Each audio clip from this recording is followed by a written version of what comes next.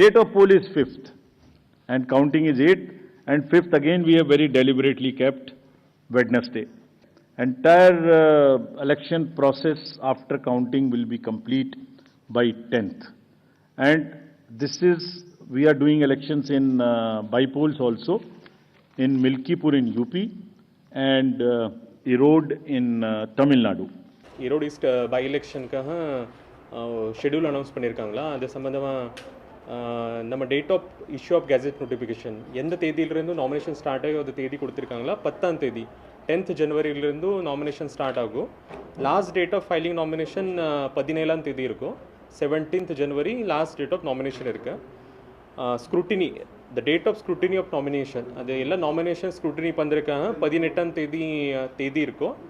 Last date of withdrawal of candidature, அது கடைசி நாள் எப்போ வரைக்கும் நம்ம வித்ட்ரா பண்ண முடியும் அந்த நாமினேஷனுக்கு தேதி 20ஆம் தேதி 20th January 2025. Erode by election பொறுத்த வரைக்கும் டோட்டல் நம்பர் ஆஃப் ஓட்டர்ஸ் நம்ம இங்கே வாக்காளர்கள் மொத்தமாக பார்த்தீங்களா 2,26,433 2,26,433 டோட்டல் ஓட்டர்ஸ் இருக்கா. ஆமாம், ஈரோடு தேர்தலில் திமுக தலைமையிலான மதச்சார்பற்ற முற்போக்கு கூட்டணியின் சார்பில் யார் வேட்பாளராக நிறுத்தப்பட்டாலும் மார்க்சிஸ்ட் கம்யூனிஸ்ட் கட்சி ஆதரிக்கும்.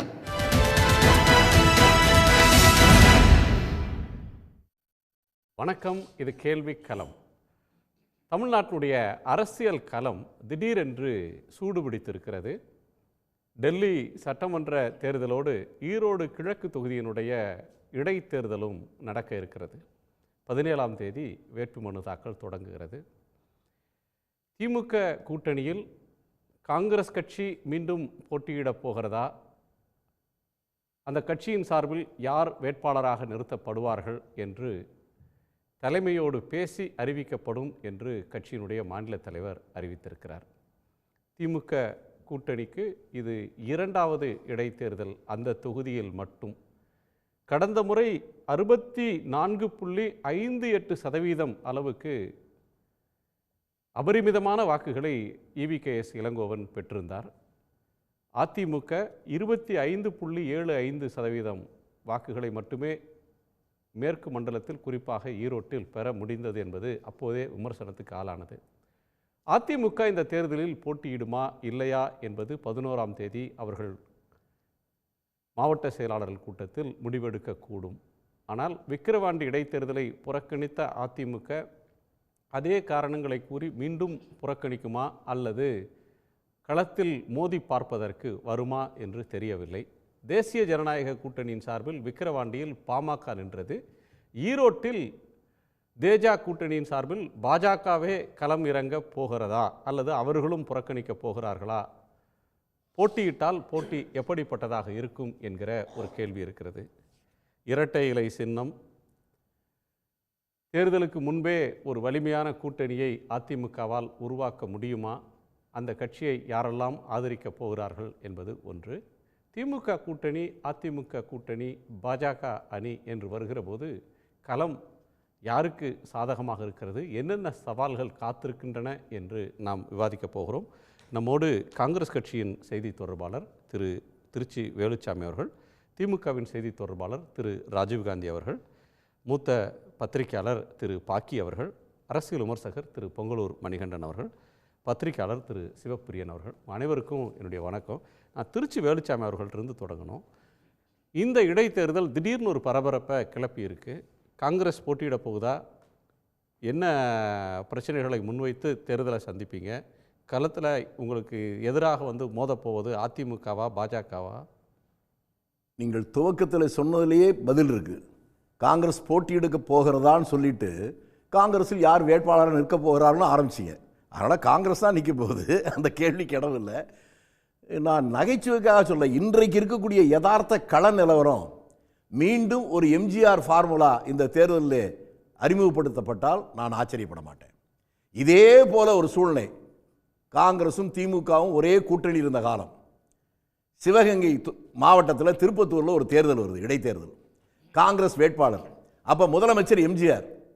ஆட்சியில் இருக்கிற போதே காங்கிரஸ் வேட்பாளருக்கு கேட்காமலே அவரே ஆதரித்து இதுதான் நியாயம் அப்படின்னு சொன்னார். அப்போ எம்ஜிஆருடைய கொள்கைகளை அவர் உணர்வை ஏற்றுக்கொண்டவர் தானே இவங்க. அதனால் இவங்களும் இப்போ அதே ஃபார்முலாவை எடுத்து காங்கிரஸ் வேட்பாளரை ஆதரித்தால் நான் ஆச்சரியப்பட மாட்டேன். 2020 நீங்க பேராசைப்படுறது மாதிரி தெரியும். பேராசை இல்லை, யதார்த்தத்தை சொல்றாங்க. அதே திரு எடப்பாடி அப்ப இப்ப பழனிசாமி இருக்கிற அதிமுக காரங்க எம்ஜிஆர் மேல பாசம் இல்லைன்னு சொல்றீங்களா? இல்ல ஈரோடு மேல பாசம் இருக்குன்ற EVKS நின்னப்ப அதிமுக இரட்டை இலையோடு போய் நின்றது. அப்போ ஒன்றும் அவங்க வந்து எம்ஜிஆர் ஃபார்முலாவை பின்பற்றலையே. தேர்தலில் மோதி பார்க்கலாம். அப்போ என்ன சொன்னாங்கன்னா, திமுக ஆட்சியின் மீது மின்சார கட்டணத்தை ஏற்றிட்டாங்க, மற்ற பிரச்சனைகள்லாம் ஏற்றிட்டாங்க, அதனால மக்கள்கிட்ட பெரிய அதிருப்தி இருக்கிறது, அந்த தேர்தலில் கண்ணுக்கு தெரியாத ஒரு எதிர்ப்பு அலை இருக்குது அப்படின்லாம் பல விமர்சகர்கள் ஆருடம் கணிச்சாங்க. தேர்தல் முடிவு அதுக்கு அப்படியே நேர்மாறாக வந்தது. ஏறத்தாழ 66,000 ஓட்டு வித்தியாசத்தில் EVKS ஜெயிச்சார். இந்த முறை எப்படி இருக்கும்?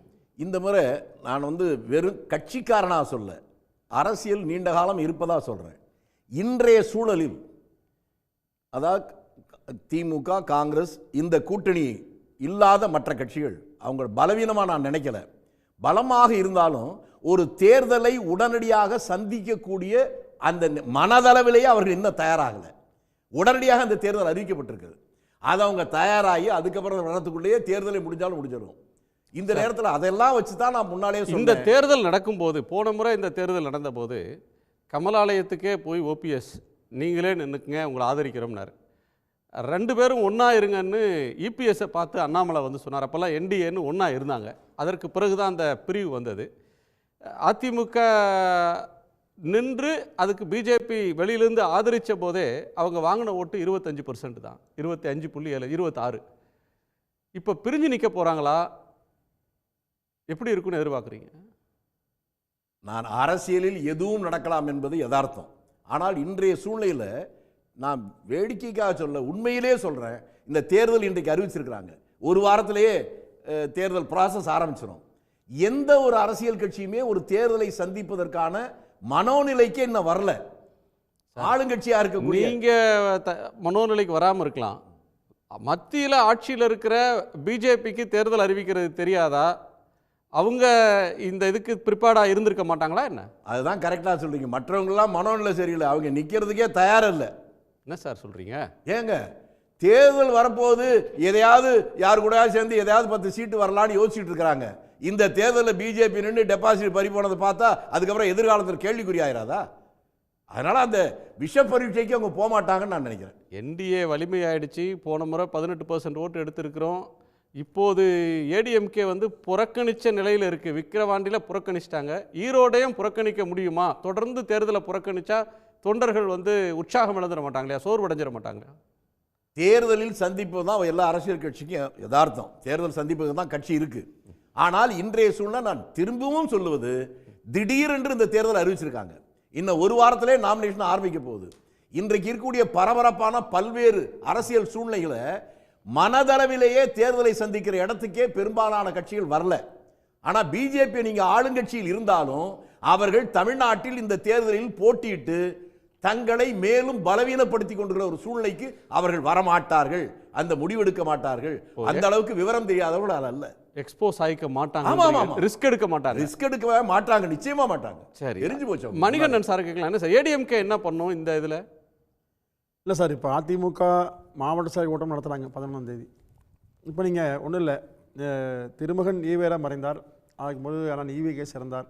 இது 2 பேரும் ஒரு சட்டமன்ற உறுப்பினர்கள் மறைவுக்கு பிறகு அங்கே அண்ணன் வேலுசாமி என்ன சொன்ன கருத்தை முழுமையாக ஏற்றுக்கிறேன். ஏன்னா ஓராண்டுகள் தான் இருக்குங்க. இந்த ஓராண்டுகளுக்குள்ளாக இன்னொரு தேர்தலில் கடுமையான போட்டி. ஏன்னா ஏற்கனவே காங்கிரஸ் 2 முறை வெற்றி பெற்ற தொகுதி, மீண்டும் அதிமுகவோ மற்ற கட்சியில் போட்டியிட்டு சங்கடத்தை உருவாக்குவதை விட அது சரியான முடிவு. ஆனால் இது அதிமுக தான் அதை வந்து தீர்மானிக்க வேண்டும். ஏன்னா எனக்கு நான் கருத்து சொல்ல, அண்ணன் வேலுசாமி என்ன மூத்த தலைவர், பக்குவமான தலைவர், ஒரு மிகச்சிறந்த தேசியவாதி, அவர் கருத்துன்னு முழுமையாக அங்கீகரிக்கிறேன்.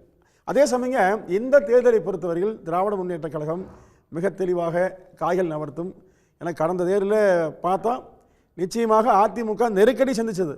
அப்போது மீண்டும் நெருக்கடி உருவாக்கி இடைத்தேர்தலை பொறுத்தவரையில் இடைமோடு தேர்தல் இல்லாமல் அது எடைக்கு எடை மக்களை நிறுத்தி ஒரு அவர்களுக்கான வாய்ப்பை உருவாக்குற தேர்தலாக அமையும். எனவே இந்த தேர்தலை சந்திப்பதை விட புறக்கணிப்பது நல்லது என்னுடைய கருத்து. ஆனால் அதிமுக 14ஆம் தேதி மாவட்ட செயலர்களை கூடி என்ன முடிவுன்னு எனக்கு தெரியாதுங்க. ஆனாலும் சார், வெற்றியோ தோல்வியோ ஒரு தேர்தல் களத்தில் இப்போ நீங்கள் வந்து 1 வருஷம் தான் இருக்குது அப்படின்றீங்க, 1.5 வருஷம் இருக்குது. ஆனால் போன ஆட்சி காலத்தில் 2011 காலகட்டம்னு பார்த்தீங்கன்னா அப்போ வந்து 6 மாதம் தான் இருந்தது. பென்னாகரம் இடைத்தேர்தல் வந்தப்போ அந்த புதுசாக ஜெயிச்சுட்டு வர எம்எல்ஏக்கு வந்து ஃபுல்லாக 1 இயர் டென்யூர் கூட இல்லை. அவ்வளவு குறுகிய காலத்தில் தேர்தல் நடந்தபோது ஏடிஎம்கே டெபாசிட் இழந்தது, பிஎம்கே களத்துக்கு வந்தாங்க, 2வது இடத்துக்கு வந்தாங்க. ஸோ எந்த ஒரு இடைத்தேர்தலும் அது பதவிக்காலம் எவ்வளோ நாள், 1 வருஷமா 1.5 வருஷமான்றது இல்லை. ஒரு தேர்தல் அப்படின்னு வந்தால் ஒரு அரசியல் கட்சி கட்டாயம் களம் இறங்கும். அதில் என்ன சூழல் இருக்கோ அதை வந்து தங்களுக்கு சாதகமாக மாற்றுறதுக்கு, ஸ்கோர் பண்ணுறதுக்கு முயற்சி பண்ணுவாங்க. இல்லை சார், நீங்கள் அதிமுக ஆட்சி காலத்தில் இடைத்தேர்தல் ஒரு 20 தொகுதிக்கு மேலே வந்ததுங்க. அது வந்து ஒரு ஆட்சி மாற்றத்தை, அரசியல் மாற்றத்தை உருவாக்கும் என்பதற்காக இருவருமே போட்டி போட்டு செஞ்சாங்க. இப்போது நீங்கள் 1 தொகுதி 2 தொகுதி என்பதெல்லாம் ஒரு அரசியல் ரீதியான மாற்றத்தை உருவாக்கும் என்று சொன்னால் நிச்சயமாக கடத்தில் வீரியமாக இறங்கி பண்ணலாம். இது ஒரே ஆண்டில் தேர்தல் வரப்போகுதுங்க. இது அவசியமே இல்லை. வீணான அலைச்சல், வீணான செலவு, தேவையற்ற மோதல், எனவே புறக்கணிப்பதே நல்லதுன்னு எனக்கு கருத்துங்க. பொதுவாக ஆளுங்கட்சிக்கு ஒரு தேர்தல் அப்படின்னு வரும்போது என்ன நினைப்பாங்கன்னா, தங்கள் ஆட்சியை மக்கள் ஆதரிக்கிறாங்க, அபரிமிதமான ஆதரவு எங்களுக்கு இருக்குது, மக்கள் செல்வாக்கோடு தான் நாங்கள் இருக்கோம் அப்படின்னு டெஸ்ட் பண்ணுறதுக்கு இடைத்தேர்தல் பாருங்கள் ஒரு கருவி அப்படின்றது ஆளுங்கட்சி பார்க்கும். எதிர்க்கட்சியை பொறுத்தவரையும் ஆட்சி என்னென்ன தவறுகளை செய்திருக்கு, ஆட்சியின் மீது நாங்கள் என்னென்னலாம் விமர்சனங்களை முன்வைக்கிறோம், அப்படி பிரச்சாரத்துக்கான ஒரு வாய்ப்பு. வெற்றி தோல்வியை விடவும் மக்கள்கிட்ட ஆட்சிக்கு எதிரான கருத்துக்களை பரப்புவதற்கு ஒரு வாய்ப்பாக இடைத்தேர்தலை கருதுவாங்க. ஆனால் களத்துக்கே வராமல் போகிறது அப்படின்றது வந்து ஒரு பிரதான எதிர்க்கட்சியாக இருந்தால் ஏடிஎம்கேக்கு மேலும் ஒரு நெருக்கடியை தந்துடும். இல்லை சார், இப்போ அதிமுகவை கூட அம்மா இருந்த காலத்தில் 6 தொகுதியில் புறக்கணிச்சாங்க. ஐயா கலைஞர் காலத்திலும் நீங்கள் புதுக்கோட்டை உட்பட பல தொகுதியில் புறக்கணிச்சாங்க. அது வந்து அரசியல் சூழ்நிலைக்கு ஏற்றவாறு முடிவுகள் எடுப்பது வழக்கம். இதில் வந்து பயந்துக்கிட்டோ ஒதுங்கிட்டோ அல்ல. ஏன்னா பொது தேர்தலோடும் இடைத்தேர்தலும் ஒப்பிடவே முடியாது. நீங்கள் குறிப்பிட்டீங்க பெண்ணாகரத்து வெற்றி பிறகு பொது தேர்தல் அதிமுக வென்றது. எனவே இது ஒரு ஒப்பீடு அல்ல. எனவே இதை பற்றியெல்லாம் வருத்தமோ கவலையோ இல்லை. 26 வெற்றிக்கான வாய்ப்பை அதிமுக வியூகம் அமைக்கிறது.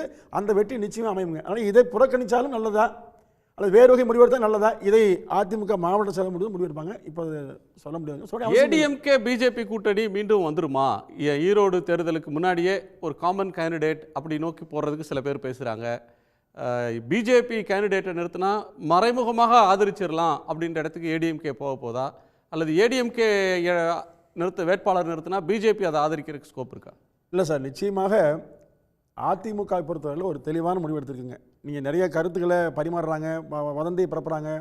சில செய்திகள் வந்து பிஜேபி இணையப்போதெல்லாம் பேசுகிறாங்க. அதிமுக பிஜேபி கூட்டணி வாய்ப்பே இல்லை.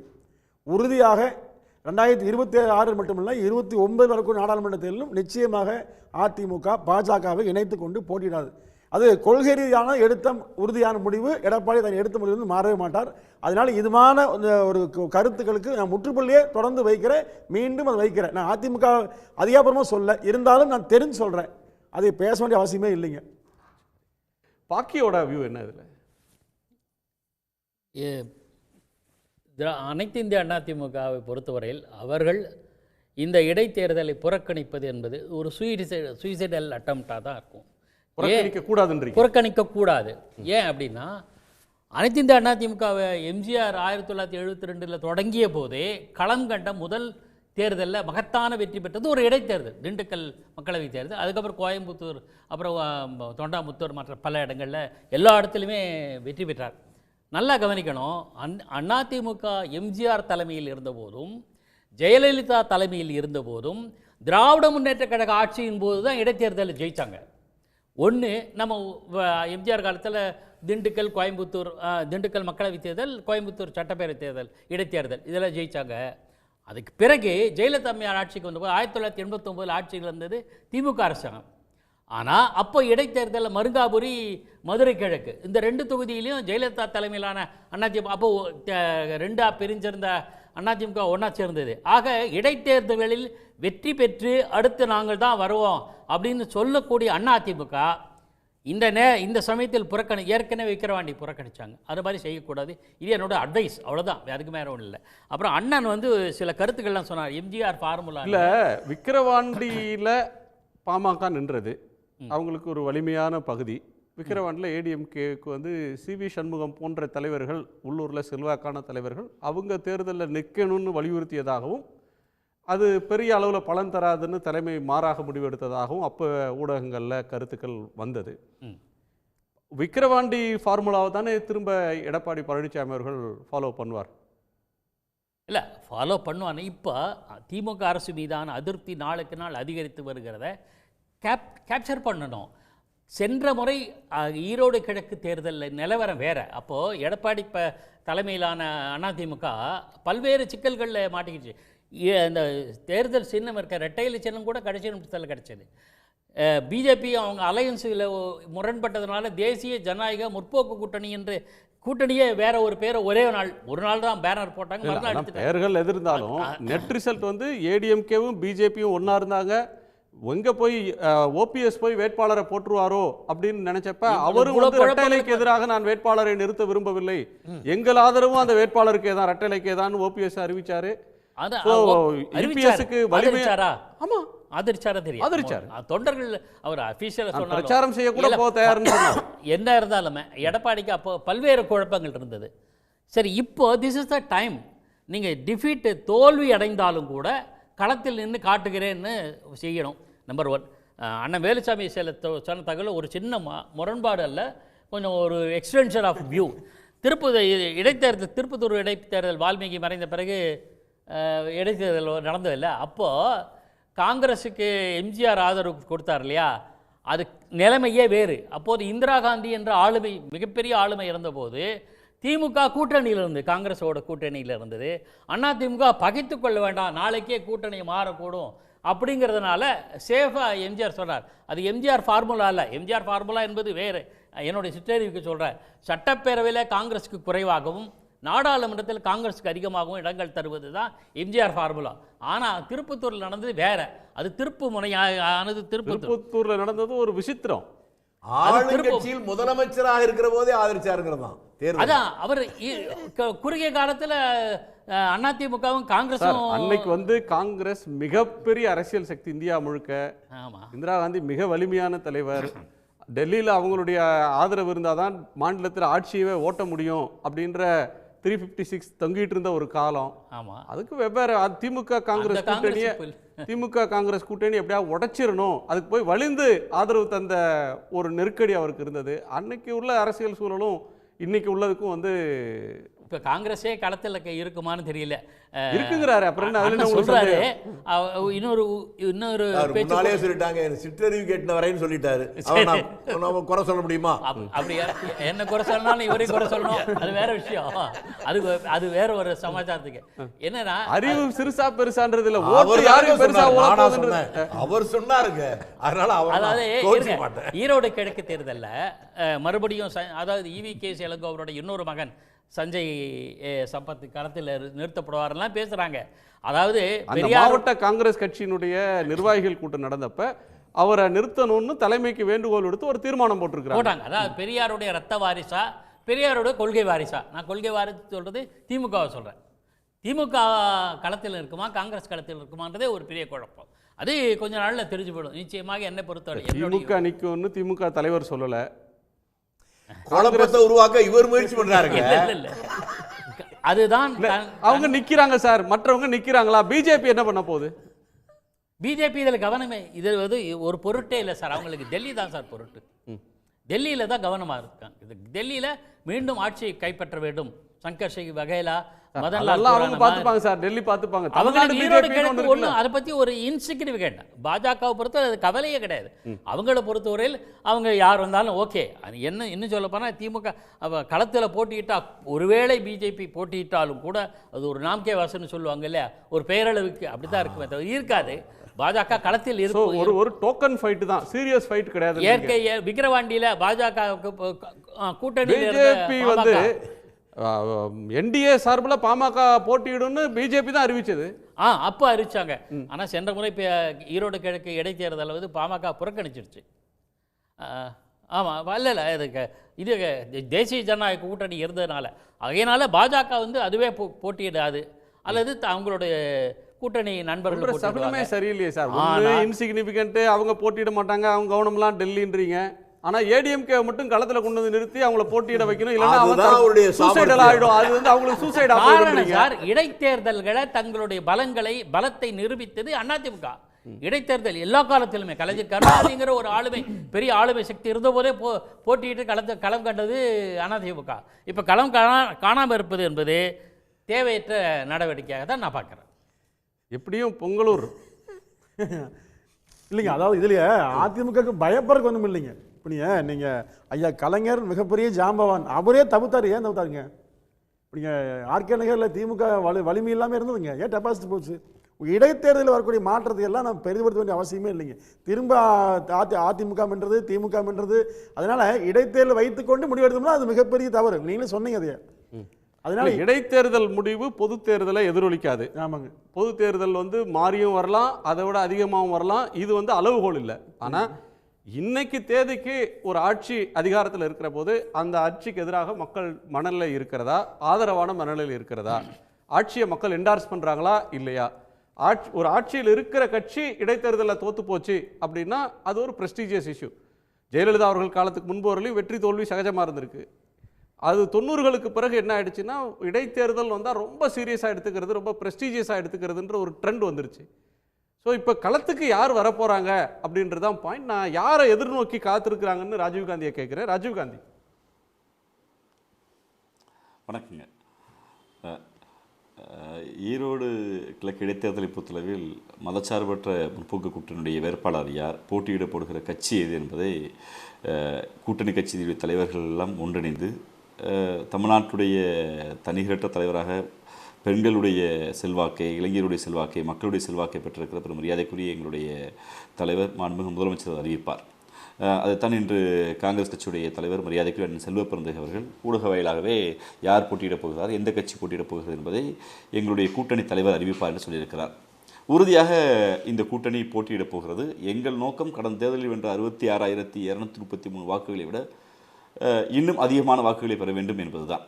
ஆனால் இதில் முக்கியமாக கவனிக்க வேண்டியது என்னென்னா, உண்மையெல்லாம் பாக்கி சாருக்கு என்னுடைய நெருங்கிய நண்பர் சார், அவருக்கு தமிழ்நாடு பாஜகவுக்கு என்ன லடாயின்னு தெரியல, அவருக்கு மரியாதைக்குரிய அண்ணாமலை அவர்களுக்கு என்ன கோபம் தெரியல.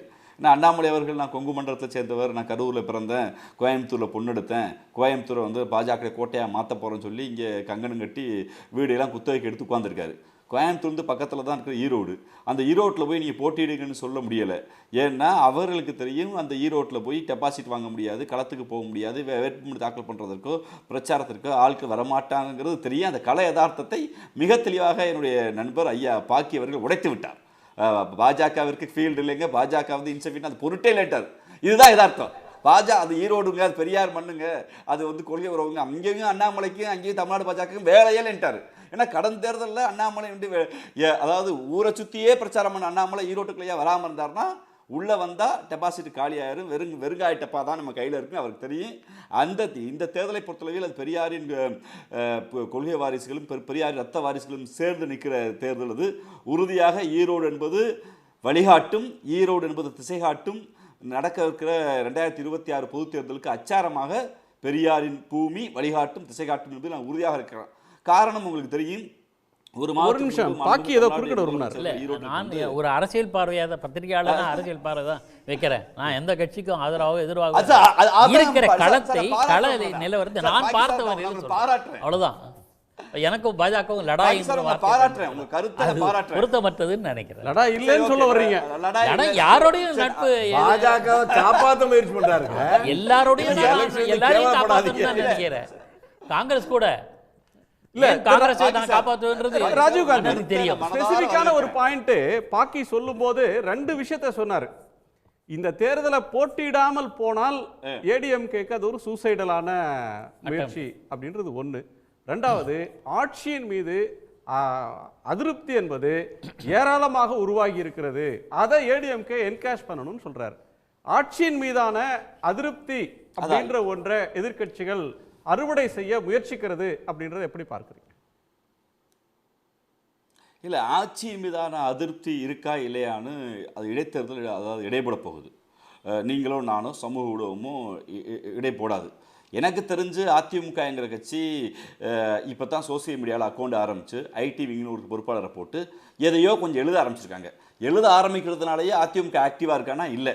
ஏன்னா தன்னுடைய கட்சி சின்னத்தை பாதுகாக்கிறதுக்கும் தன்னுடைய அந்த பதவியை பாதுகாக்கிறதுக்கும் ஒரு பக்கம் கட்சிக்குள்ளேயே கோஷ்டி பூசல், இன்னொரு பக்கம் அவருடைய முதலாளி என்று எங்களால் வர்ணிக்கப்படுகிற அமித்ஷாவுடைய நெருக்கடி, இங்கே தமிழ்நாடு பாஜகவில் அண்ணாமலை இருந்தால் வரமாட்டேங்கிற ஆடுபுலி ஆட்டம், அண்ணாமலை உங்களை பாராட்டிட்டாரேன்னு கேட்டால் ஆமாம் நல்லதுதாங்கன்னு சொல்வது, இது இந்த அதாவது வட்டார வழக்கு சார்ந்த அரசியலுக்கு எடப்பாடி சிக்கியிருக்காரு. அதனால் எடப்பாடி வந்து எப்படியாவது ஒரு ஆன்டி இன்கம்பரன்சியை உண்டு பண்ண முடியாதான்னு நினைக்கிறார். ஏன்னா இன்றைக்கி நடந்த மதுரையில் நடக்கிற டங்ஸ்டனுடைய சுரங்காலை பிரச்சனையில் ஒட்டுமொத்த மதுரை மக்களும் மோடி அரசை பாஜக அரசை எதிர்த்து போராடி கொண்டிருக்காங்க.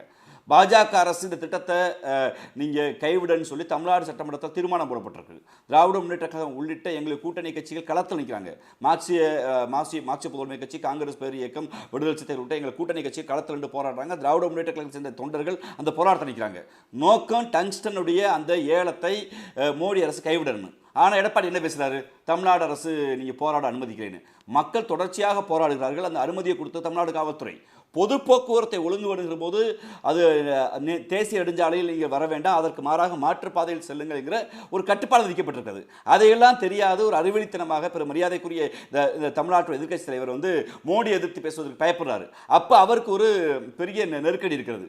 மோடியோட சேர்றதா இல்லை மோடி வழிகாட்டியிருக்கிற அண்ணாமலையோடு நாம் சமரசம் சென்றால் நம்ம சொந்த ஊருக்குள்ள நம்ம செல்வாக்கு போயிருமே. ஒரே வட்டாரத்துக்குள்ள வாழ்கிற அண்ணாமலை அவர்களுக்கும் எடப்பாடி அவர்களுக்கும் யார் பெரிய தலைவர் என்ற போட்டி இருக்கு. அப்போ அண்ணாமலை வீழ்த்தினா தான் நம்ம வட்டார தலைவராவது நிற்க முடியுங்கிற நம்பிக்கை எடப்பாடிக்கு இருக்கு. அப்போ அதனால அந்த லடாயில தான் இன்னைக்கு பாஜகவிற்கு எடப்பாடியுடைய அதிமுகவிற்கு சிக்கல் இருக்காக நான் பார்க்கிறேன். ஆன்டி இன்கம்பரன்சி இல்லை.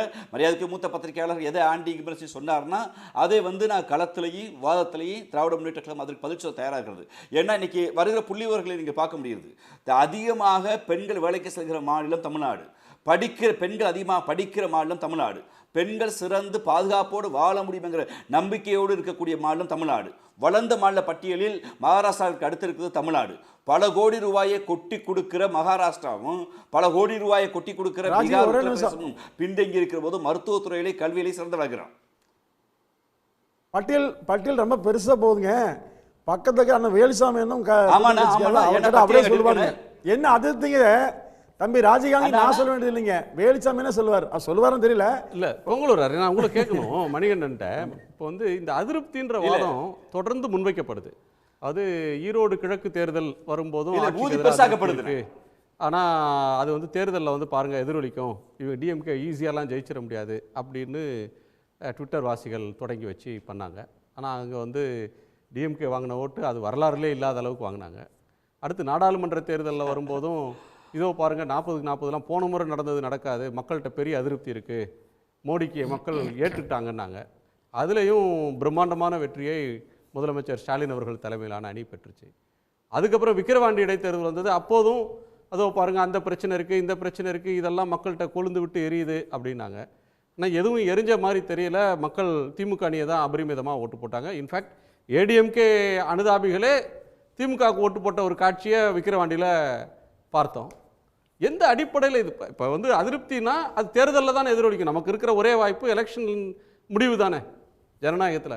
இல்லை சார், இடைத்தேர்தலில் நான் மீண்டும் சொன்னேன் எதிரொலிக்காது. இப்போது டங்ஸ்டன் விஷயத்தில் தம்பி ராஜீவ்காந்தி தவறான தகவல் சொன்னார். 10 மாத காலம் திமுக என்ன செய்தது சட்டசபையில் எடப்பாடியார் தெளிவாக பேசினார். மக்கள் மத்தியில் எப்படி கொந்தளிப்பாச்சுன்னு பாருங்க. திமுக அதுக்கு பிறகுதான் ஒரு விழித்து கொண்டது. இப்போ நீங்க எந்த அலை என்னுடைய ஆட்சியில அதை நான் செயல்படுத்த விட மாட்டேன். நான் முதலமைச்சராக இருக்கிற வரையும் அதை நான் அனுமதிக்க மாட்டேன். முதல்ல எதுக்குறோம்னு முதலமைச்சர் தெளிவுபடுத்திட்டாரு. அது நீங்க 10 மாசமா ஏன் சொல்லல? மத்திய அரசு அதாவது இல்ல ராஜீவ் ஒரு நிமிஷம். இப்போ நீங்க எந்த அதிருப்தியே இல்லைன்னு சொல்றீங்களே. இப்போ நீங்க ஒரு நிமிஷம், பாலியல் வழக்கு பிரச்சனையில தமிழ்நாடே கொந்தளித்தது. திமுக அரசு முதலமைச்சரோ துணை முதலமைச்சரோ ஏன் ஒரு வார்த்தை பேசல? அண்ணன் மாசு எந்த வார்த்தை பேசவே இல்லையே. எல்லாரும் கேட்டு இருப்பாரு, ஏன் ஆளுக்கானா? இல்ல அதாவது இன்னைக்கு நாடே பட்டியலிக்கிற போது கவர்னரும் திமுகவும் ஒப்பந்தம் போட்டு பேசி வைத்துக் கொண்டு இன்னைக்கு ஒரு பிரச்சனை உருவாக்குறீங்க. இதுதான் நாடகம். அதே மாதிரி இப்ப பொங்கலுக்கு பாருங்க, பொங்கலுக்கு 5000 ரூபாய் கொடுக்க சொன்னீங்க. இன்னைக்கு 1000 ரூபாய் 500 நீங்க எந்த வயதிலாவது மக்களுக்கு நீதி தரீங்களா யோசிச்சு பாருங்க.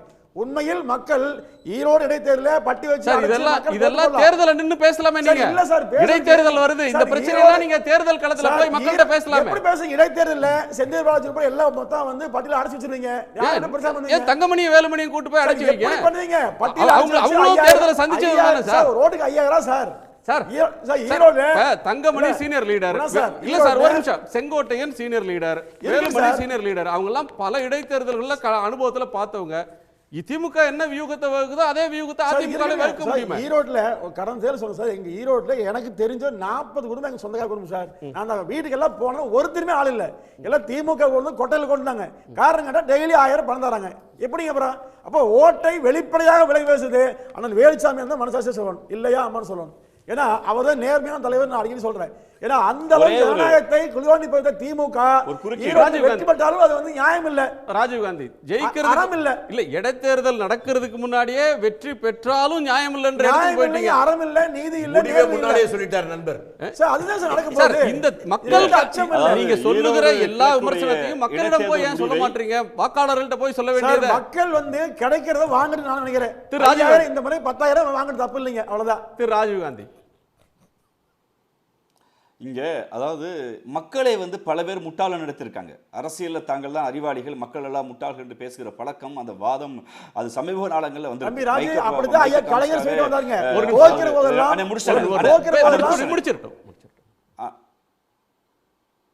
அதாவது மைக்க கட்டினா 2 கையை தூக்கிட்டு மக்கள் வந்து விலைக்கு வாங்குறாங்க அப்படின்னு சொல்லி, அதாவது சில சாதியவாதிகளும் மதவாதிகளும்.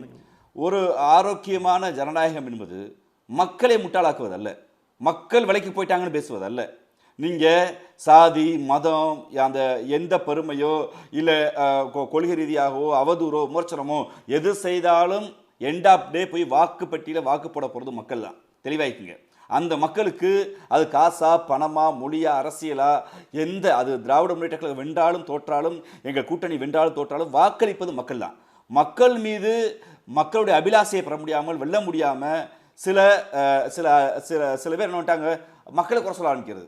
மக்களை குறை சொல்ல முதல்ல நிறுத்துங்க. முடியல நீங்கள் ஆண்டாண்டு காலம் நடக்கிற தேர்தல் நடைமுறையில் சிக்கல் இருக்குங்க, இதில் வந்து தேர்தல் ஆணையம் கவனத்தில் கொள்ளுங்க. கோரிக்கை நியாயமானதாக இருக்கலாம், அதில் வந்து எந்த மாற்று கருத்து இல்லை. ஆனால் மக்களை குறை சொல்வது இருக்குல்ல, அதாவது 40 குடும்பம் இருந்துச்சுங்க, 40 பட்டியல் அடைச்சிட்டாங்கன்னு, இந்த வாதம் எல்லாம் ஏற்புடைய வாதம் அல்ல.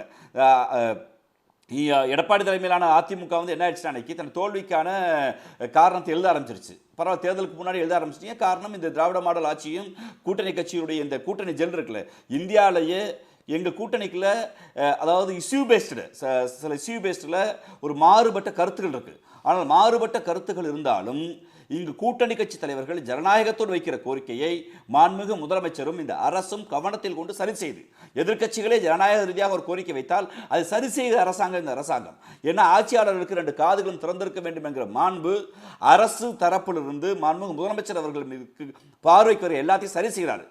அதனால்தான் மக்கள் தலைவராக தமிழ்நாட்டில் வளர்ந்திருக்கக்கூடிய தமிழ்நாட்டுடைய முகமாக தெற்காசிய தென்னிந்திய மாநிலங்கள் முகமாக எங்கள் தலைவர் இன்னைக்கு வளர்ந்திருக்காருன்னா அதற்கு காரணம் இந்த கூட்டணியும் இந்த கொள்கையும் தான். எங்களை கொள்கை ரீதியாக வீழ்த்த முடியாதவர்கள் ஈரோடு இடைத்தேர்தலுக்கான தோல்வியை மக்கள் பதில் போடாதீங்க, மக்கள் மீது பழிய போடாதீங்க. வாய்ப்பு இருந்தால் களத்துக்கு வாங்க. நீங்க கொங்கு எங்க கோட்டை சொல்லி வாய்ப்பு களத்துக்கு வாங்க, களத்தை சந்திப்போம். சிவப்பிரியன், உங்க பார்வை என்ன? இந்த தேர்தல் களம் ரொம்ப சுவாரஸ்யமாக இருக்குமா? யாரெல்லாம் களத்துக்கு வருவாங்க? என்ன இஷ்யூஸ் வரும்? இல்லை, எல்லாருமே என்னை பொறுத்தவரையில் அதிமுக, பாஜக, நாத்தாக்கா எல்லாருமே போட்டி போடணும். ஏன்னா ஒரு தேர்தலில், அதுவும் ஒரு இடைத்தேர்தலில் தமிழ்நாட்டில் நீங்கள் முதல்ல உங்களுடைய தொடக்க உரையில் குறிப்பிட்ட மாதிரி 1990களுக்கு பிறகு ஆளும் கட்சி மட்டும்தான் நீங்கள் வந்து இடைத்தேர்தல்களில் பெருவாரியான வெற்றிகளை பெற்று கொண்டிருக்கிறது. 2019 தவிர 2019 பார்த்தீங்கன்னா 22 தொகுதிகளுக்கு தேர்தல் நடக்கும் பொழுது அதில் 9 தொகுதிகளில் வந்து அதிமுகவும் 13 தொகுதிகளில் திமுகவும் வெற்றி பெறுகிறது. அதை நீங்கள் டிஸ்கவுண்ட் பண்ணிட்டீங்கன்னா மற்ற எந்த தேர்தலையுமே பெரிதாக வந்து ஆளும் கட்சி வந்து தோற்றதாக இங்கே வரலாறு இல்லை 90களுக்கு பிறகு. அதனால் என்ன தான் நீங்கள் வந்து ஆளுங்கட்சி ஜெயிச்சாலும் கூட இந்த இடைத்தேர்தலில் தேர்தல் என்பது வந்து எதிர்க்கட்சிகள் நிச்சயமாக போட்டியிட வேண்டும். அதில் வந்து ஆளுங்கட்சி வந்து இது பண்ணிடுவாங்க, எலெக்ஷன் வந்து நேர்மையாக நடக்காது அப்படிங்கிறத வந்து ஒரு மக்கள் வந்து ஒரு தேர்தல் 2 தேர்தலுக்கு மேலே பெருமளவில் ஏற்றுக்கொள்ள மாட்டாங்க. ஏன்னா தேர்தல் இடைத்தேர்தல் அப்படின்னு வரும்பொழுது தோல்வி நிச்சயமாக இருந்தாலும் கூட அதில் போய் போட்டி போடணும். ஏன்னா இடைத்தேர்தலில் தோத்துட்டாலே ஜென்ரல் எலெக்ஷனில் தோத்துற போகிறோம் அப்படிங்கிற ஒரு இது கிடையவே கிடையாது. நிச்சயமாக நீங்கள் கடந்த கால வரலாறு எடுத்துக்கிட்டிங்கன்னா 2017 ஆர்கே நகர் தேர்தலில் திமுக 3வது இடம் வந்தது.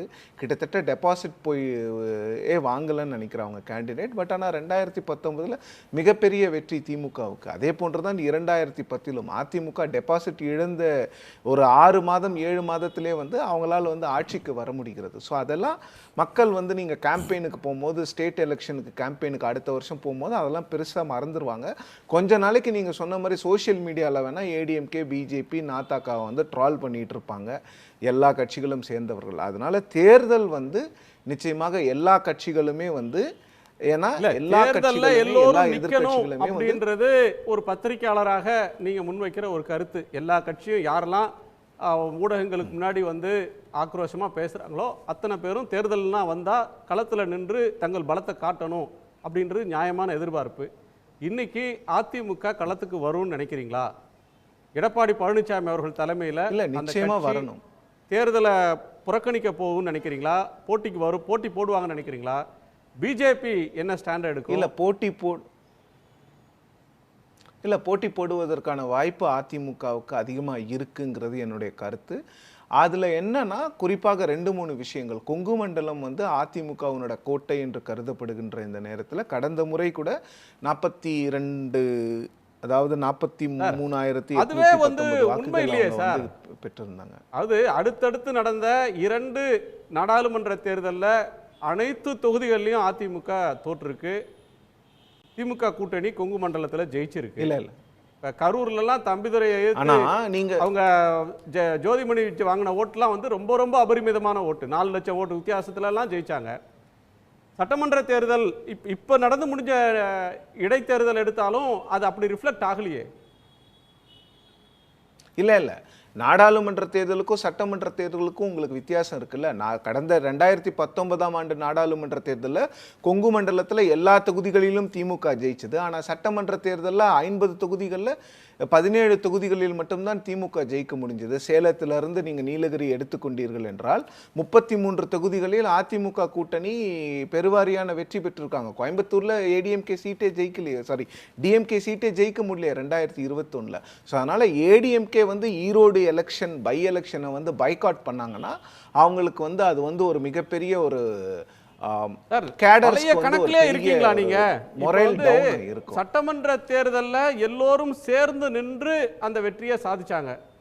கோவை மாவட்டத்தில் எல்லா தொகுதியிலும் 10க்கு 10 ஜெயிச்சாங்க. அப்போ அந்த கூட்டணியில் பிஜேபி இருந்தது, ஏடிஎம்கே தலைமை வகித்தது, ஏடிஎம்கே ஒன்றாக இருந்தது, பிஎம்கே அந்த அணியில் இருந்தது, பலர் அந்த கூட்டணியில் இருந்தாங்க. இப்போ இதே லாஜிக்கை தான் சொன்னாங்க. ஈரோடு இவிகேஎஸ் நிற்கும் போது கொங்கு மண்டலம் அதிமுகவின் கோட்டை, அண்ணாமலை வந்த பிறகு பிஜேபிக்கு ஓட் ஷேர் அதிகரிச்சிருச்சு, அந்த ஓட்டும் ஏடிஎம்கேக்கு வருது. இப்படி பல கணக்குகள் சொல்லப்பட்டுச்சு. அது எதுவும் நடக்கலை. நடந்து முடிஞ்ச 6 மாதத்துக்கு முன்பு நடந்த நாடாளுமன்ற தேர்தலையே ஏடிஎம்கே கோயம்புத்தூரில் 3வது இடத்துக்கு போயிடுச்சு சார். எங்கே கோட்டை? இல்லை ஏடிஎம்கேக்கு வந்து அங்கே செல்வாக்கு இருக்குதுங்கிறத சொல்கிறேன் சார். செல்வாக்கு நிச்சயமாக இருக்குல்ல. செல்வாக்கு எங்கேயுமே ஏடிஎம்கேக்கு இல்லைன்னு சொல்ல முடியாதா? கடந்த 2019க்கும் 21க்குமே டிஃப்ரென்ஸ் இருக்குங்கிறத தான் சொல்கிறேன். இல்லை நிச்சயமாக நீங்கள் வந்து 2021 தேர்தலை எடுத்து பார்த்தீங்கன்னா அதுக்கு அதிமுகவினுடைய கோட்டையாக தானே இருந்திருக்கு. அப்போ நீங்கள் அதை கம்பேர் பண்ணணும்னா 2026 தான் கம்பேர் பண்ண முடியும். ஏன்னா 21க்கும் 26க்கும் தான் கம்பேர் பண்ண. அசெம்பிளி எலெக்ஷனை இன்னொரு அசெம்பிளி எலெக்ஷனோட கம்பேர் பண்றதுல அலையன்ஸ்ல நிப்பாங்க. அத வந்து 26ஓட தான் கம்பேர் பண்ணனும். ஆனா அதுக்கு அப்புறம் 3 வருஷத்துல நடக்கிற எலெக்ஷன்ல 2 பேரும் பிரிந்து நிற்பாங்க. நான் ஏடிஎம்கே விட நாங்க வளர்ந்துட்டோம்னு பிஜேபி சொல்லுது. ஆனா நீங்க ஏடிஎம்கே தான் அது கோட்டைன்னு சொன்னா இல்ல பிஜேபி இடையில நடந்த ஒண்ணு நடுவுல சில பக்கத்தை காணோம்னே சொன்னா எப்படி ஒத்துக்க முடியும்? இல்லை இல்லை, நடுவில் சில பக்கத்தை காணோன்னு நான் சொல்ல சார். நான் வந்து அசெம்பிளி எலெக்ஷனை இன்னொரு அசெம்பிளி எலெக்ஷனோட ஒப்பிடுறது தான் சரியாக இருக்குங்கிறது தான் என்னுடைய வாதம். நீங்கள் லோக்சபாவுக்கு வந்து அப்படி பார்த்தீங்கன்னா அதிமுகவுக்கும் திமுகவுக்குமான சட்டமன்ற தேர்தல்களில் என்ன கேப் இருக்குது, நாடாளுமன்ற தேர்தலில் என்ன கேப் இருக்குங்கிறதையும் நம்ம பார்க்கணும்ல. இல்லை எனக்கு இல்லை, சட்டமன்ற தேர்தலில் கேப் நேரோ டவுன் ஆகிட்டே வருது இல்லை. ஒரு நிமிஷம், ராஜீவ் காந்தி தான் குறுக்கிடுறார், ஒரு நிமிஷம். இல்லை அவர் சார் சொல்கிற சட்டமன்ற தேர்தல் ஒப்பிடுவாங்க, அந்த ஒப்பீடுக்கு வருவோம். கொங்கு மண்டலம் என்பது வெறுமனே கோவை மட்டுமே இல்லை. இங்கே இருக்கக்கூடிய நீலகிரி, ஈரோடு, நாமக்கல், திருப்பூர்லாம். திருப்பூர் மாவட்டத்தில் நீங்கள் இருக்கக்கூடிய தொகுதிகளில் பாதிக்கு மேற்பட்ட தொகுதிகளில் திராவிட முன்னேற்ற கழகம் வென்றிருக்கு. நீங்கள் நீலகிரிலையும் பாதி தொகுதி வென்றிருக்கோம், ஈரோட்லையும் பாதி தொகுதி வென்றிருக்கோம், நாமக்கல்லையும் பாதி தொகுதி வென்றிருக்கோம். எங்கே நீங்கள் கோட்டை சொல்லுங்கள், நீங்கள் கொங்கு மண்டலத்தில் என்ன கோட்டை? உங்களுடைய வாதத்துக்கே வர்றேன். எங்க எது கோட்டை? கோட்டை சேலத்துல ஒரு சீட்டை தவிர மீது எல்லா இடத்துலயும் ஏடிஎம்கே ஜெயிச்சது. கோவையில சட்டமன்ற தேர்தலில் எல்லா இடத்துலயும் ஜெயிச்சாங்க. தனிப்பட்ட அதாவது 2 மாவட்டங்கள், சேலம் கோயம்புத்தூர் 2 மாவட்டங்கள் தான். கொங்கு மண்டலம் என்று சொல்லாதீங்க. கொங்கு மண்டலத்துக்குலாம் கரூர் இருக்கு, கொங்கு மண்டலத்துக்குலாம் நாமக்கல் இருக்கு, கொங்கு மண்டலத்துக்குள்ள தான் கொங்கு மண்டலத்தில் திருப்பூர் இருக்கு. அப்போ ஒரு பூசி முழுக வேணாம், ஒட்டுமொத்தமாக பூசி முழுகாதீங்க. அங்கே இஷ்யூ பேஸ்டில் சில விஷயங்களில் உண்மையிலே சேலத்துலையும் ஈரோட்லையும் சேலத்துலையும் மன்னிக்கணும் கோவையிலையுமே நாங்கள் கூடுதல் கவனம் செலுத்த வேண்டியது இருந்துச்சு. செலுத்தியிருக்கோம். செலுத்தினதால தான் பாராளுமன்ற தேர்தலில் அண்ணாமலை என்கிற ஒரு நான் தான் எல்லான்னு சொல்லி தேசிய ஐடென்டிட்டி எனக்கு இருக்குது, மோடி தான் பிரதமர், ஆனால் நான் தான் மத்திய அமைச்சர் பேசின அந்த வாதங்கள்லாம் தோக்கடிச்சு எங்களுடைய பாராளுமன்ற தேர்தல் வென்றிருக்கிறார். பொள்ளாச்சியில் தொண்டாமுத்தூர் தொகுதி வருது. தொண்டாமுத்தூர் தொகுதியில் 40,000 ஓட்டுக்கு மேலே லீடிங் வாங்கி நான் ஜெயிச்சிருக்கோம். அது வந்து அதாவது எஸ்பி வேலுமணி தொகுதி. என்னாச்சு உங்களுக்கு? கோயம்புத்தூர் அதை கோட்டைன்றீங்களா? என்னாச்சு இப்போ? அப்போ அதாவது அது வந்து கோட்டை என்பதெல்லாம் ஒரு பிரமிப்பு, ஒரு ஊதி பெருக்கப்பட்ட ஒரு பலூன். அது உடஞ்சி ரொம்ப நாளாச்சு சார். ஏடிஎம்கேவோட ஓட் பேங்க் அப்படியே இருக்கா? திரு வேலுசாமி சார் கேட்கலாம். தமிழ்நாடு முழுக்க சுற்றிட்டு வர்றவர் இப்போ வந்து டிமினிஷ் ஆகிருக்கு அப்படின்னு சொல்கிற ஒரு வாதம் ஒன்று இருக்குது. ஏன்னா வரலாறு காணாத அளவுக்கான வீழ்ச்சி இந்த தேர்தல். ஏன்னா மதுரையில், தென் சென்னையில், கோவையில் 3ஆம் இடம் போவாங்க. பிஜேபி முன்னாடி வந்து மதுரையில் ஏடிஎம்கே 3வது இடத்துக்கு போகும், கோயம்புத்தூரில் போகுன்றது யாரும் எதிர்பார்க்கல. இன்னொன்று தேனி, ராமநாதபுரம், திருநெல்வேலி, கன்னியாகுமரி, அதுவும் அவங்களுக்கு வந்து ரொம்ப பேட் ரிசல்ட். இப்போ ஓவரால் இப்போ வந்து ஏடிஎம்கேவுக்கு சரிவு இருக்குது அப்படின்னு சொல்கிற ஒரு ஆர்கியூமெண்ட் ஒன்று. இல்லை வெஸ்ட்டில் ரொம்ப நல்லா இருக்காங்க, ஒரு பார்ட்டு உண்மை. அதில் நாமக்கல்லில் நல்ல ஓட்டு வாங்கியிருக்காங்க. இப்போ நடந்து முடிந்த மக்களவைத் தேர்தலில் ஏடிஎம்கே நல்லா பெர்ஃபார்ம் பண்ணது. தோற்று இருந்தாலும் ஒரு கௌரவமான ஓட்டு வாங்கினதுன்னா கள்ளக்குறிச்சி, சேலம், நாமக்கல். ஈரோட்டில் கூட அவங்க அவ்வளோ நல்ல ஓட்டு, அவங்க எதிர்பார்த்த ஓட்டு வாங்கலைன்னு தான் சொல்லணும். ஓவரால் என்ன சார் பிக்சர்? பொதுவாக நான் யதார்த்தமாக அரசியல் பார்வையாளர் சொல்லுது, ஜனநாயகத்தில் நிரந்தரமாக இந்த கட்சிக்கு இவ்வளோ ஓட்டு இருக்கும், நிரந்தரமாக இது வீக்காக போகும் அப்படின்லாம் நம்ம எதிர்பார்க்க முடியாது. எந்த நேரத்தில் எதுவும் மாறலாம். ஆனால் நான் அதை பார்ப்பது 2 செய்திகள். ஒன்று, இடைத்தேர்தலை பொறுத்தவரையில் வாக்காளருடைய மனோநிலை, எல்லா கட்சியிலும் இருக்கிறவங்க ஒரு 10-15% மேலே இருக்க மாட்டாங்க, மற்றவர்களாம் பொதுமக்கள் தான். ஆமாம், அவர்கள் இடைத்தேர்தலில் ஆளுங்கட்சிக்கு எதிரான முடிவை எடுத்தால் நம்ம தொகுதிக்கு எதுவும் நடக்காது என்கிற எண்ணம் இருக்கும். இவர் நம்ம நண்பர் சொன்னதை போல விதிவிலக்குகள் தான் சில இடைத்தேர்தல் ஜெயிச்சது. உங்களுக்கு நல்லா தெரியணும்னா சொல்றேன், தமிழ்நாட்டுடைய அரசியலே மிகப்பெரிய மடைமாற்றம் என்பது 67 ஆளுங்கட்சியாக இருந்த காங்கிரஸ் தோக்குது, திமுக முதன்முறையாக வெற்றி பெறுகிறது. அந்த 67க்கு இப்போவாது 1 வருஷம் இருக்கு, 6 மாசம் தான் இருந்துச்சு. அப்பதான் உங்க ஊர்ல தர்மபுரியில் இடைத்தேர்தல் வந்துச்சா? அதுல காங்கிரஸ் தானே ஜெயிச்சது. இது வந்து பொதுவாக இடைத்தேர்தல் நேரத்தில் மக்களுடைய மனோநிலை அப்படி இருக்கும். ரெண்டாவது, இங்க சில பேர் இப்ப நண்பரே சொல்லுகிற போதெல்லாம் திமுகவுக்கு இந்த பிரச்சனைகள் இருக்கு எல்லாம் சொன்னாங்க. பிரச்சனைகளே இல்லைன்னு சொல்ற ஆள் நான் இல்லை. ஆனால் இந்த பிரச்சனையை தமிழ்நாட்டு மக்கள் தெளிவா பார்க்கிறாங்க. ஒவ்வொரு நாளும் தமிழ்நாட்டில் ஆளுகின்ற இந்த ஆட்சி மத்திய அரசால் எப்படியெல்லாம் துன்பத்தையும் துயரத்தையும் சந்திக்கிறது அதை பார்க்கிறாங்க. இந்திய நாட்டுடைய வரலாறுலே இல்லாத அளவுக்கு தூத்துக்குடியில் அவ்வளவு பெரிய மழை பெய்கிற போது அங்கே பார்க்க வந்த நிதியமைச்சர் உதவி பண்ணுங்க மக்கள் கேட்கிற நேரத்தில் நாங்க என்ன ஏடிஎம் மிஷினா வச்சிருக்கிறோம் உங்களுக்கு பணம் கொடுக்கணும். இது மாதிரி ஒவ்வொரு முறையும் பார்க்குறாங்க அவங்க. இப்போ சமீபத்தில் இவங்க அந்த கம்யூனலா எல்லாம் சொன்னீங்களே, பிஜேபி சொல்ல வேண்டியது என்ன சொல்லியிருக்கணும்? பிஜேபி மாநில தலைவர் என்ன சொன்னாரு? காங்கிரஸ் ஜோதிமணி எங்க அக்கா, டிஎம்கே செந்தில் பாலாஜி எங்க அண்ணன், ஏடிஎம்கே வேலுமணியும் தங்கமணியும் நாங்க ஒரே சாமி கும்பிடுறவங்க, இப்படி எல்லாம் போட்டார்ல. அப்ப அவர் தான் நிக்கணும்னு சொல்லணும். ஆனா இவருக்கு புரியுது டெபாசிட் கிடைக்காதுன்னு, அதனால அப்படியே நைஸா எடுத்துட்டு ஏடிஎம்கே களம் இறக்க பார்க்கிறார். இந்த தேர்தலில் நிச்சயமாக நான் முன்னாலே சொன்னதை போல நான் அதை நாசுக்கா சொன்னேன், எதிர்க்கட்சிகள் பலமா பலவீனமா என்பது வேறு. மனதளவிலேயே இன்னும் ஒரு ஆண்டுகள் தான் தேர்தலுக்கு இருக்கிற இந்த நேரத்தில் மனதளவில் இந்த தேர்தலை சந்திக்கக்கூடிய இடத்தில் அவர்கள் இல்லை. அது ஒரு மிக முக்கியமான காரணம் நான் நினைக்கிறேன். அவ்வளவு சோர்ந்துட்டாங்களா மனதளவுல? சோர்வு இல்ல, அதற்கான தயாரிப்பு இடத்துக்கே வரல அவங்க. நீங்க பாத்தீங்கன்னா இப்போ பல ஆண்டு காலம் அமைச்சர்களாக இருந்தவங்க, பல ஆண்டு காலம் கட்சி நடத்தின ஒருத்தங்க ஒரு தேர்தலை சந்திக்க முடியாம போயிடுவாங்களா சார்? இந்த தேர்தல் என்னைக்கு EVKS அவர்கள் எதிர்பாராத வகையில மரணம் அடைஞ்சாரோ எவ்வளவு நாள் ஒரு தேர்தல் வரும்ன்றது எல்லாரும் எதிர்பார்த்த ஒண்ணுதானே சார்? 10 நாள் தானே ஆகுது, ஒரு நீண்ட இடைவெளி கிடையாது. ஷார்ட் நோட்டீஸ் தேர்தலை உடனே அறிவிச்சுட்டாங்க. சார் என்ன முடிவு எடுக்கிறாங்கன்னு பாப்போம். சிவப்பிரியன், இது இந்த தேர்தலுக்குள்ளேயே ஏடிஎம்கே பிஜேபி பேச்சப் ஆகிறதுக்கோ அல்லது எதிர்க்கட்சி சார்பில் ஒரு பொது வேட்பாளர் அப்படின்ற ஒரு களத்துக்கோ ஏடிஎம்கேவும் பிஜேபியும் ஒரு அண்டர்ஸ்டாண்டிங் வரக்கு வாய்ப்பு இருக்கா? இல்லை, அந்த மாதிரி வாய்ப்பு இருக்கிற மாதிரி நான் பார்க்கல. ஏன்னா அந்த மாதிரி ஒரு வாய்ப்பு, அது அந்த மாதிரி ஏதாவது ஒரு அண்டர்ஸ்டாண்டிங் அவங்களுக்குள்ளே வந்தாங்கன்னா அது வந்து அசெம்பிளி எலெக்ஷனுக்கு பேட்சப் இருக்குது அப்படிங்கிற ஒரு மிகப்பெரிய ஸ்பெகுலேஷனை எழுப்பி விட்டுரும். ஏடிஎம்கே உடைய பாயிண்ட்டும் அதில் வந்து அவங்க நாங்கள் பாஜகவோட கூட்டணி இல்லைன்னு ரொம்ப தெளிவாக 1.5 வருடங்களாக சொல்லி வருகிறாங்க. அந்த பாயிண்ட் மிகப்பெரிய அளவில் அடிபட்டுரும். அவங்க திருப்பி அந்த ஒரு பாஜக எதிர்ப்பை எடுக்கணும்னா அதுக்கு வந்து ரொம்ப காலம் தேவைப்படும். அதே மாதிரி பாஜக வந்து இப்போ கொஞ்சம் சாஃப்டன் பண்ணியிருக்காங்க அவங்க ஏடிஎம்கேக்கு எதிரான ஸ்டாண்டை. பட் பாஜகவுக்கும் அதிமுகவுக்குமான ஒரு அண்டர்ஸ்டாண்டிங் பெரிய அளவில் இந்த எலெக்ஷனுக்கு வருங்கிறது வந்து நான் எதிர்பார்க்கல. அப்படி வந்துச்சுன்னா அது வந்து அதிமுகவுக்கு மிகப்பெரிய ஒரு பின்னடைவாக இருக்குங்கிறது தான் நான் என்னுடைய கருத்து. ஸோ ஏடிஎம்கே வந்து களத்துக்கு வரும் அப்படின்னு நினைக்கிறீங்க, பிஜேபி சீனுக்கு வராது, ஏதேனும் ஒரு காரணத்தை சொல்லி தேர்தலை புறக்கணிச்சிருவாங்கன்னு நினைக்கிறீங்களா? இல்லை, பிஜேபி என்ன பண்ணுங்கிறத பிஜேபி முடிவு பண்ணணுங்கிறது கருத்து. பட் ஆனால் பிஜேபியும் வரணும். பிஜேபியும் எலெக்ஷனுக்கு வந்தால் தான் யார் யாருக்கு என்னென்ன ஸ்ட்ரென்த் இருக்குதுங்கிறத வெளிப்படையாக தெரிஞ்சுக்கலாம்ல. ஆப்போசிஷன் பார்ட்டிஸில் பிஜேபியும் வரணும். ஏன்னா இப்போ ஏடிஎம்கேக்கு சொன்னும் போது திரு ராஜீவ்காந்தி அவர்கள் வந்து அந்த கருத்தை மறுத்தாங்க. பட் ஆனால் இருந்தாலும் சேலமிலிருந்து நீல்கிரிஸ் வரைக்கும் 50 தொகுதிகளில் 33 தொகுதிகளில் அதிமுக கூட்டணி, நான் அதிமுகன்னு சொல்ல, கூட்டணி ஜெயிச்சது உண்மை தானே, அதை யாராலும் மறுக்க முடியாதுல்ல 50ல். ஆனால் பிஜேபி வந்து தங்களுக்கு செல்வாக்கு இருக்குது, எங்களுடைய வாக்கு சதவீதம் அதிகரித்து விட்டது நாடாளுமன்ற தேர்தல்னு சொன்னாங்க. 11% வந்ததை எல்லாருக்கும் சேர்ந்து வந்ததை 11% வந்து எங்களுடைய பர்சன்டேஜ்னு சொல்றாங்க. அதை நிரூபிக்கணும்னா பாஜக இந்த தேர்தல் சேலம் ஈரோடு